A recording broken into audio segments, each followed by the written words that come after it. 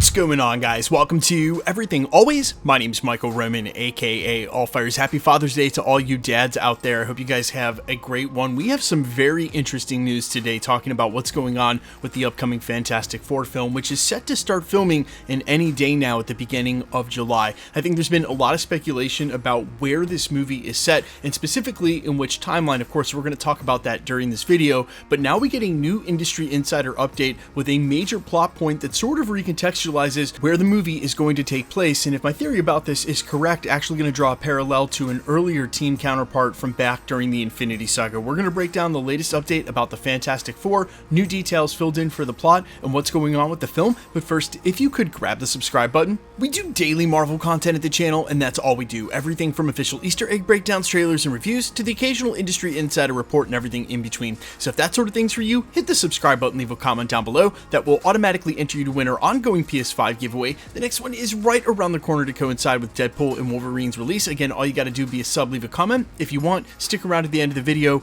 We get into all the giveaway stuff again there. Okay, so back in the beginning of February, end of January, it was reported by trusted industry insider Daniel Rickman, you guys can follow him over on Twitter at RPK News, that the Fantastic Four script was undergoing rewrites yet again. It originally started with Jeff Kaplan and Ian Springer, which were originally hired to pen the script. Then by 2023, it had moved to Josh Friedman. We now know, confirmed in an article from Variety just yesterday, that Eric Pearson is actually the final writer to be working on the Fantastic Four script. They confirmed it at the same time they mentioned that he's actually the sixth writer to pick up the Blade script, and as they referred to him in the article, he's seen as, quote, internally a closer who can bring scripts over the finish line, and they note that it's actually the most promising sign yet that he's also signed on to do Blade. So he was brought in after Josh Friedman to finish the Fantastic Four script and get it over the finish line. And this is where we pick up today with another huge scoop, again coming from industry insider Daniel Rickman, this time via his Patreon, where he indicates that the Fantastic Four will be a cosmic movie,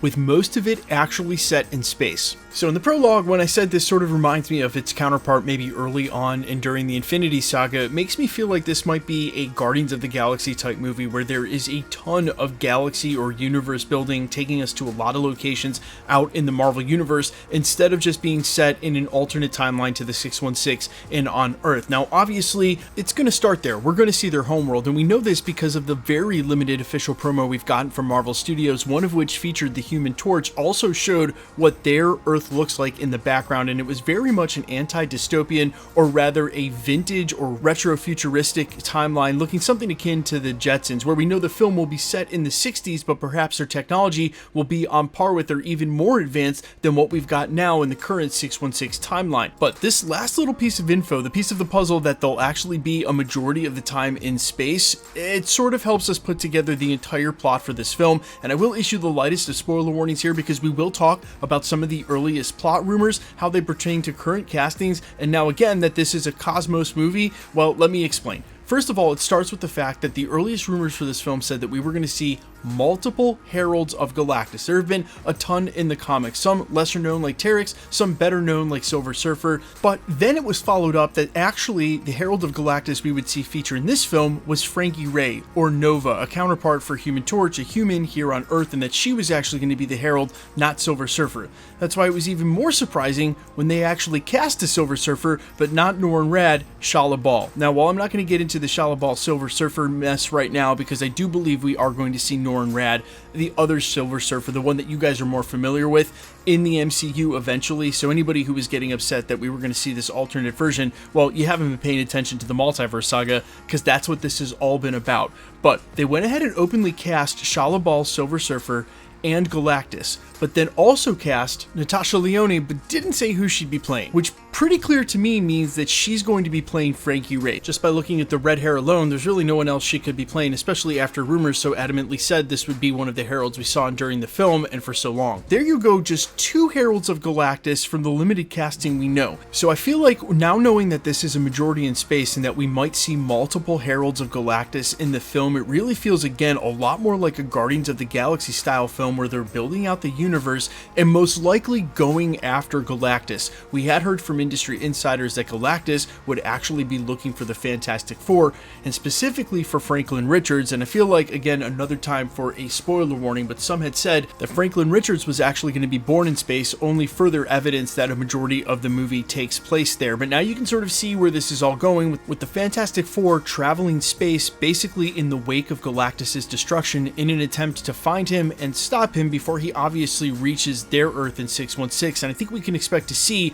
a lot more heralds than just these two, but really what they're ultimately setting up here is for another incursion point like we saw at the end of the Marvels, where the Fantastic Four can make their way into the 616 the same way Monica made her way into the as of yet unknown X-Men universe that she ended up in the post-credit scene. And look, Marvel Studios said from the beginning they were going to try to do something different with this Fantastic Four team and make it authentic, and putting them in space for sort of a spacefaring weird world style story is something we hadn't really seen with the previous Fantastic Four films. But I will also say I'm extremely cautious against the ultimate impact of them making it into the 616 and bringing anyone with them, because the theory I keep seeing is that Doctor Doom is going to get cast for this film, and he will also find his way over when the Fantastic Four come over, and I just don't think that that's the case. Very clearly, this movie has already bitten off a ton of characters and actors. I don't think you need to put Doctor Doom in this movie. Actually, I don't think that there's room for him, and it sort of feels like they would be cramming them in if they did. But you guys let me know all your thoughts down below, how you feel now about knowing this might be a Guardians of the Galaxy style Cosmos movie. I'm all ears as always. Quickly, let's get into the giveaway stuff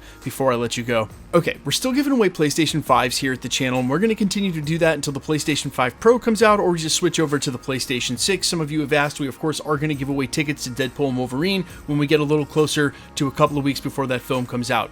All the same rules, though, will always apply for giveaways here at the channel. Super simple. All you got to do, be a subscriber, so hit the subscribe button. Then you also got to leave a comment on this video, and because it's truly random, the more videos you comment on, the better chance you have of winning. The best way to keep up with the content will always be to hit the notification bell with all notifications turned on. And as always, if you liked today's video, I'd appreciate it if you'd hit the like button. Now, I also want to address one other thing here at the channel, because the giveaways, especially with the tickets, are going to start up a lot more frequently. Guys, please be safe and vigilant on YouTube or really any platform. They've left our channel alone for about a year now, but unfortunately have targeted some of my other friends' channels in different corners of YouTube. If you should ever get a comment from someone on a channel claiming to be that content creator, please remember that anybody can take anybody else's profile photo, pretend to be them, and this is a whole ruse or scam to get you to try to reach out on Telegram or WhatsApp. That's usually what their account name is, and then it's all to try to get you to pay for shipping for a prize that doesn't exist. Please remember, no YouTuber, no content creator will ever charge you for shipping if you've won a prize, and really, you should never give your information out on a third-party app like Telegram or WhatsApp. It's just not a safe thing to do. If you should get a comment like that on YouTube or any other platform, while you can notify the content creator, I assure you, especially when this was happening here, the content creators, we know it's happening, and we're doing everything in our power as fast as we can to delete those comments. Trust me, guys, back when this was happening at the end of 2022, I was spending 2 hours a day, 1 hour in the morning and 1 hour at night, deleting the comments. The quickest way, the biggest way to help the community and the content creator, guys, is just to report the comment to YouTube. They are very swift about deleting that account, and then not only does that comment go away for you and anybody on the channel, but anywhere they've commented across YouTube. And while they do just create new accounts, YouTube has gotten much better about deleting them faster. So again, if you should ever get a spam comment claiming that you've won a prize, please remember, it might be a scam. To be safe and vigilant, and if it is, report that comment to YouTube. Guys, my name's Michael Roman. You can find me in a couple of places, Instagram and Twitter at I'mFires. You can also find me on Spotify, YouTube, Amazon, Apple, iTunes, wherever you listen to original music under the name Allfires. And while I sincerely appreciate you checking my music out, thanks for checking this channel out. Stick around. We'll be posting again real soon.